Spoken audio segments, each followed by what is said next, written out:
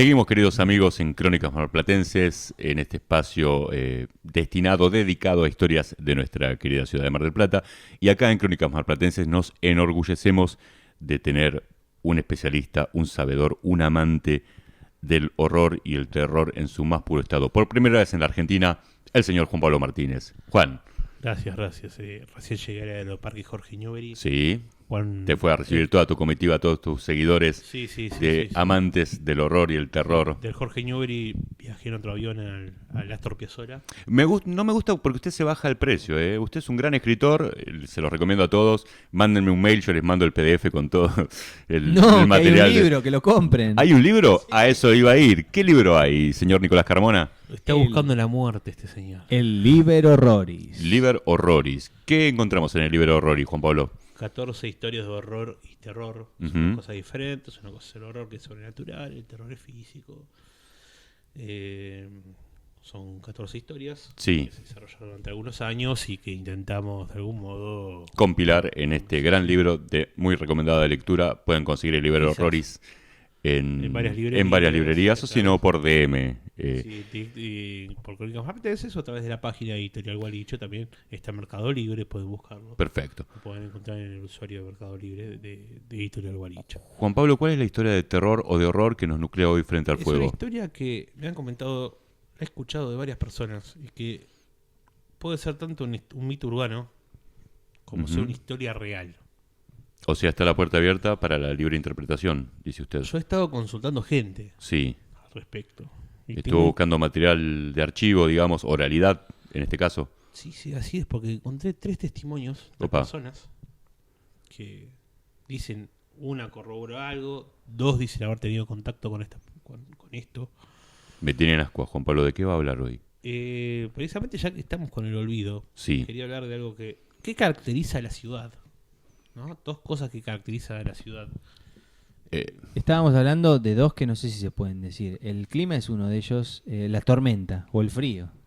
El viento también, los alfajores, el mar. El puerto, los lobos marinos, la playa. Ahí acaba de decir uno. El puerto, me imagino. Y no estaría faltando otro. Para que a mí jugar me encanta jugar. A ver si algún oyente habrá adivinado antes que lo digamos. No votar el peronismo, por ejemplo. También es otra característica. Sí. La poca bola al deporte de élite.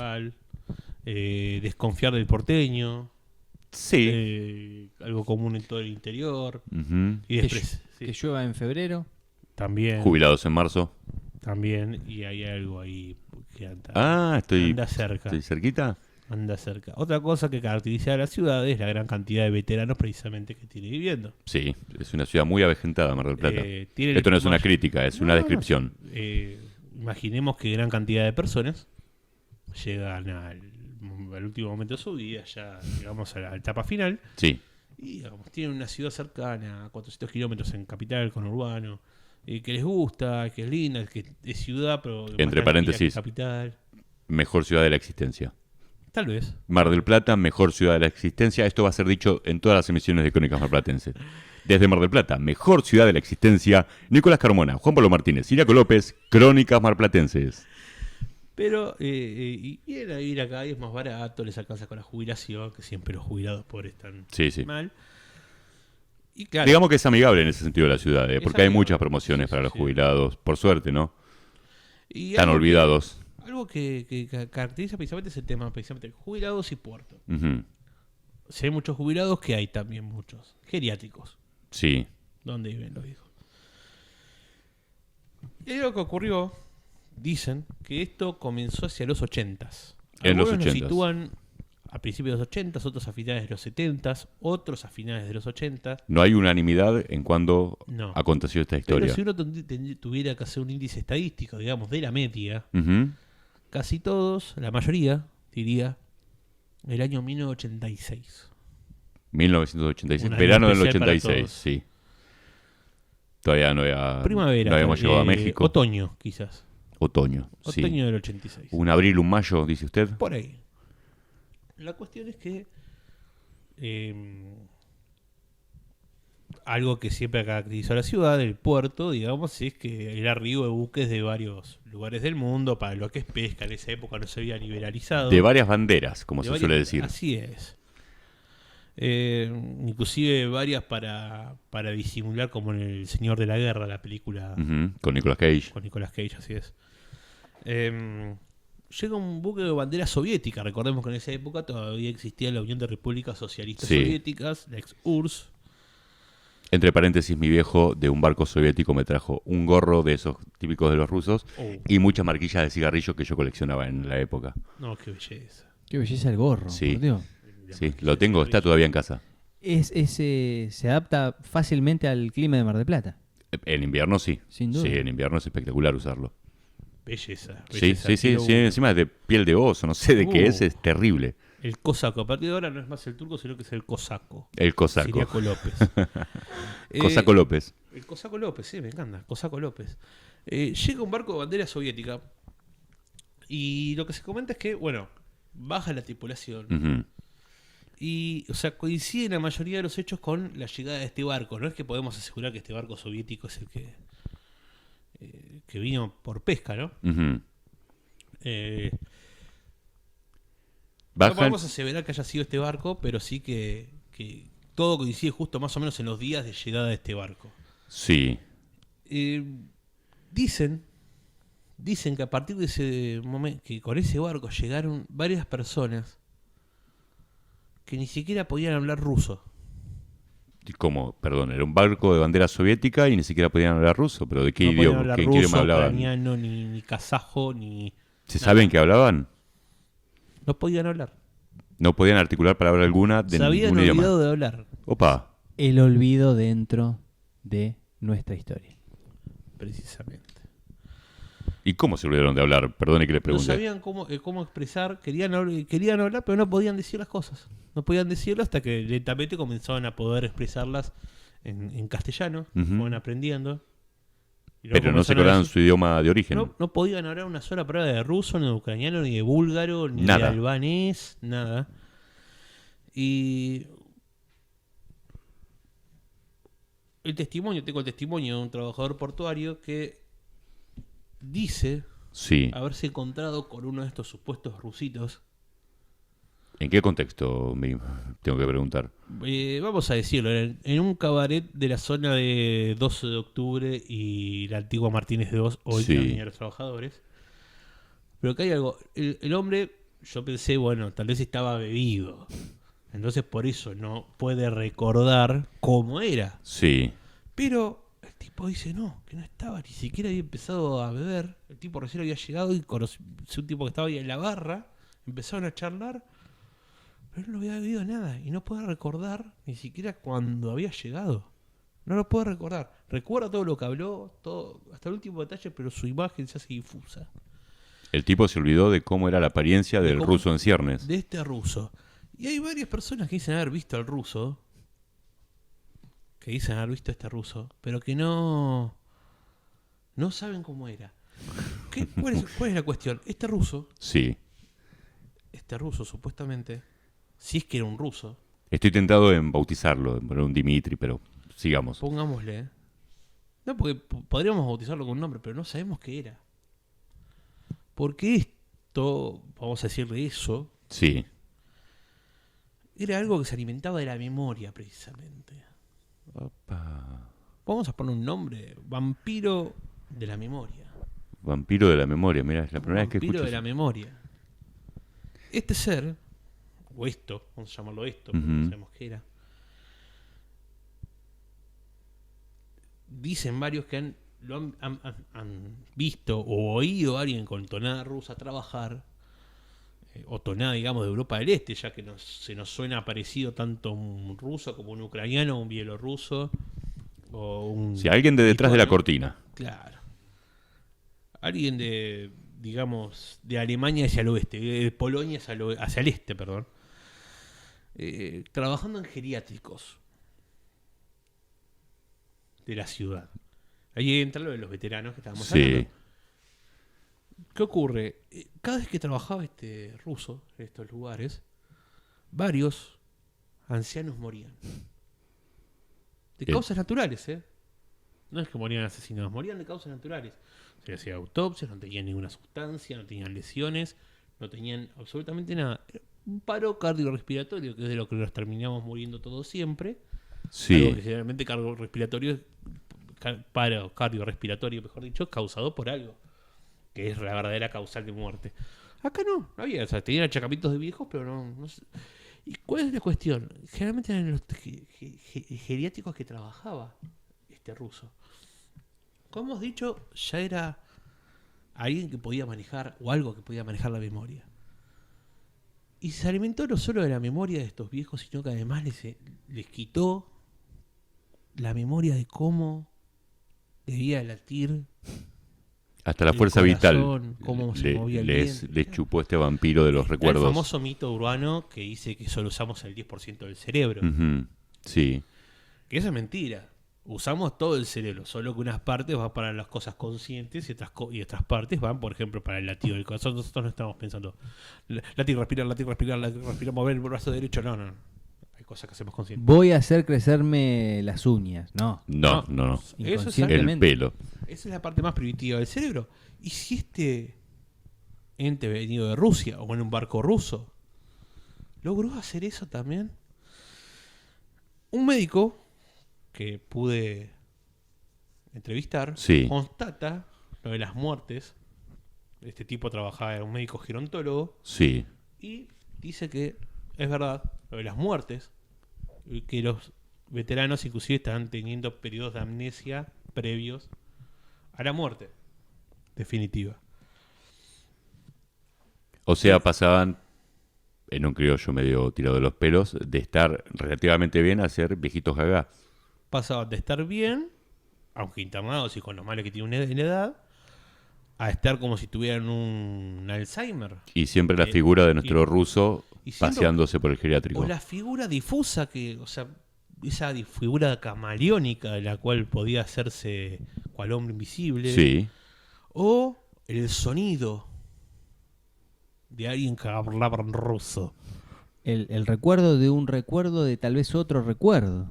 Ya una sombra. Una sombra que ya pronto serás. Inception. Precisamente. Algo similar. ¿Qué es lo que podemos deducir? Esto que vino de Rusia, evidentemente, comía recuerdos. Era un vampiro de recuerdos.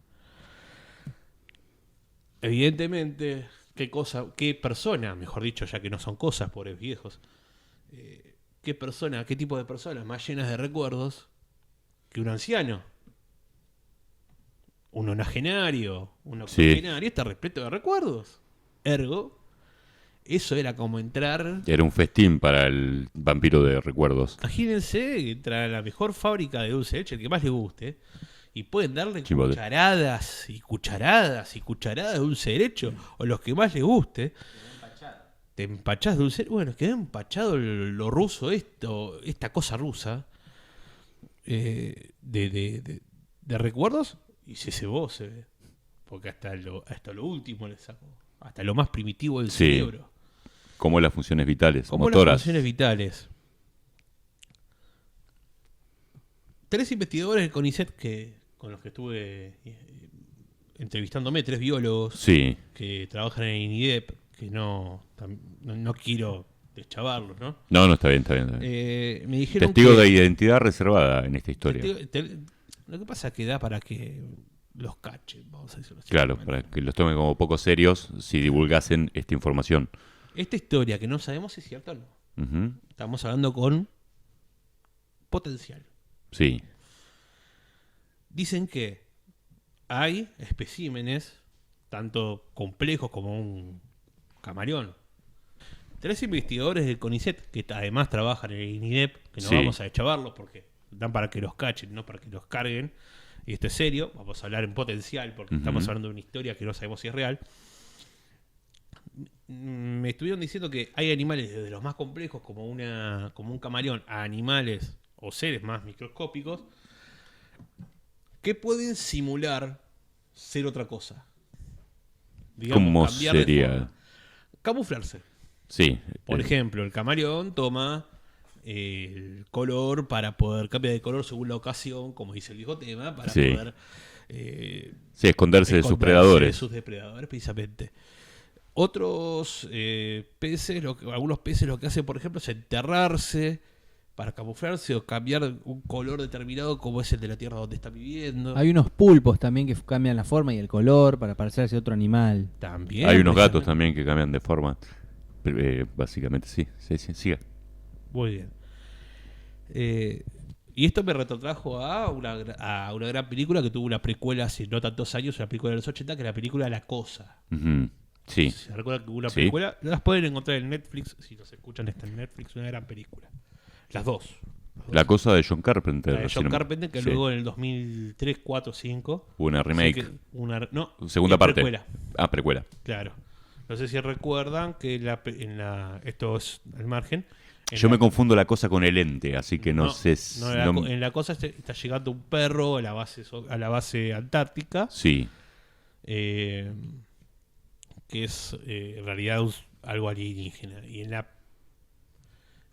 la precuela, que es la del siglo XXI, termina con el perro huyendo, porque es el origen. Pero bueno, volviendo a esto, podría llegar, pero es algo imposible.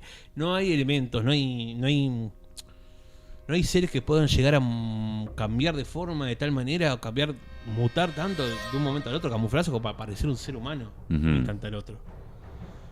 Hay una película, Mimic, también de principios del siglo, finales de los 90. Y tampoco que pueda cambiar, que pueda alterar tanto la memoria, Ujú. como salvo que haya alguna bacteria o virus que cause amnesia. Niegan totalmente algo que es también algo que se está comentando, que es que tras tantos años, Sí. desde los 80s, ya habría adquirido bastante fuerza este ser, Sí. y que hay algo que está tratando de hacer y que dice que va ganando, que lo va logrando, que es causar el olvido en toda la ciudad. Causar el olvido. Olvidos selectivos, Ujú. tal vez. Olvidos generales. Pero hay nuevos testimonios, hay nueva evidencia de esto. Hay un último testimonio que es quizás el que nos termina, con el que podemos terminar esta historia, que es el testimonio de alguien que no olvidó todo. Esta persona, hay que decirlo, y vamos a tener que explicar algo, que es, esta persona era diabética. Ujú. Es diabética, mejor dicho. Y hay que explicar algo con respecto al funcionamiento del cerebro. La sinapsis metaboliza, vamos a decirlo así un modo, te lo explico así nomás.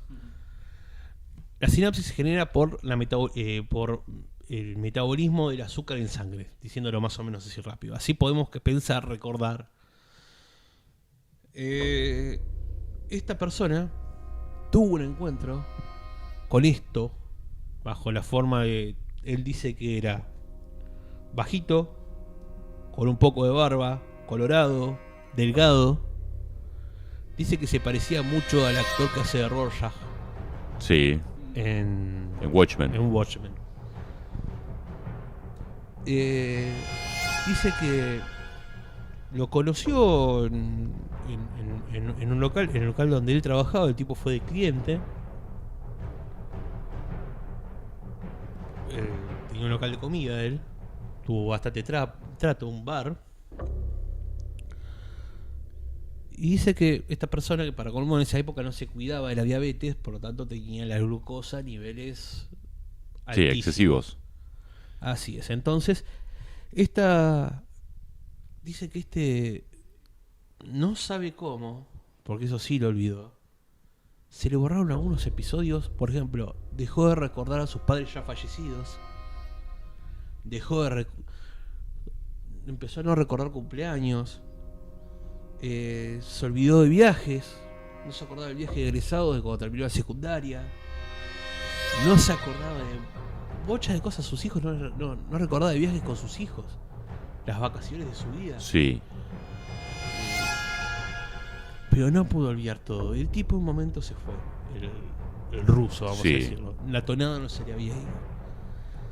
Hay algo que hay que recordar. Estábamos hablando de nuestro otoño del 86. Ya era primavera, digamos, en el hemisferio norte. Rusia. ¿Qué cosa ocurrió más o menos en aquella época? Chernobyl. Por esos años. Chernobyl. La catástrofe de Chernobyl, claro. La catástrofe de Chernobyl. ¿Y si... ¿Qué es lo que hipotetiza este hombre? ¿Y si eso vino de Chernobyl? Si no era una persona realmente, sino que era el fruto... Un derivado de la explosión.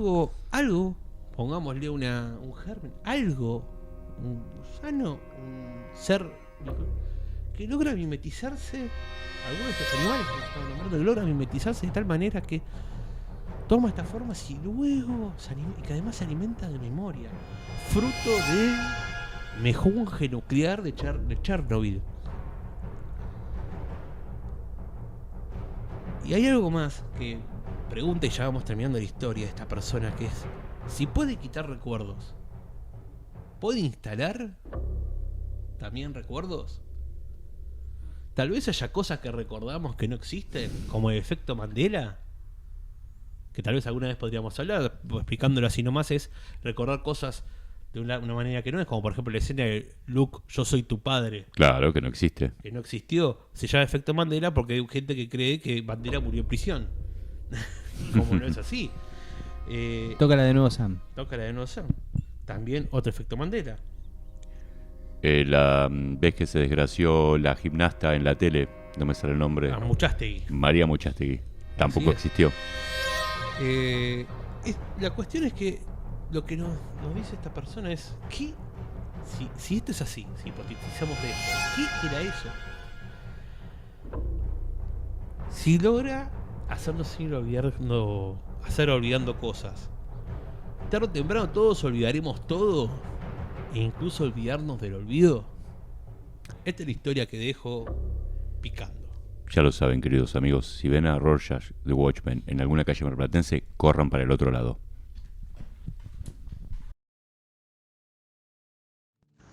Abel y Caín. Jorge Luis Borges. Abel y Caín se encontraron después de la muerte de Abel. Caminaban por el desierto y se reconocieron desde lejos porque los dos eran muy altos. Los hermanos se sentaron en la tierra, hicieron un fuego y comieron. Guardaban silencio a la manera de la gente cansada cuando declina el día. En el cielo asomaba alguna estrella que aún no había recibido su nombre. A la luz de las llamas, Caín advirtió en la frente de Abel la marca de la piedra y dejó caer el pan que estaba por llevarse a la boca y pidió que le fuera perdonado su crimen. Abel contestó: ¿tú me has matado o yo te he matado? Ya no recuerdo. Aquí estamos, juntos, como antes. Ahora sé que en verdad me has perdonado, dijo Caín, porque olvidar es perdonar. Yo trataré también de olvidar. Abel dijo despacio: así es, mientras dura el remordimiento, dura la culpa.